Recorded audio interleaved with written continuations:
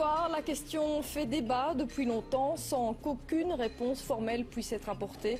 Il n'empêche, cette étude laisse perplexe. Des chercheurs de l'ULB ont exposé des fourmis à des ondes GSM.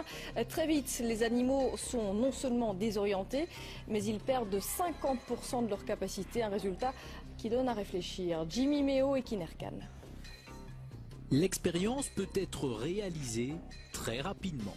Poser un téléphone portable au milieu d'une société de fourmis et déjà instantanément, les premiers effets sont visibles. Vous voyez que celle-ci n'a plus sa locomotion normale. C'est plus faire aller ses pattes, c'est parce qu'elle a été trop longtemps près des ondes. Ça, c'est une ataxie musculaire. Le premier système touché est le système nerveux. Mais le système nerveux, il dirige tout. Il dirige la locomotion, il dirige la perception des signaux émis par les autres, il dirige le comportement, etc. Donc tout est affecté. Les capacités d'apprentissage des fourmis exposées aux générateurs d'ondes sont affectées de 50% par rapport à la normale. Et même avec une période de récupération, elles ne retrouvent que 60% de leur capacité de mémorisation.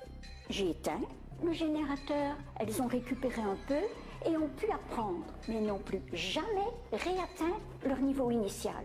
Il en est de même pour 7 fourmis exposées aux ondes du GSM. Si on arrête tôt l'expérience, elle va récupérer. Si on continue, elle va mourir.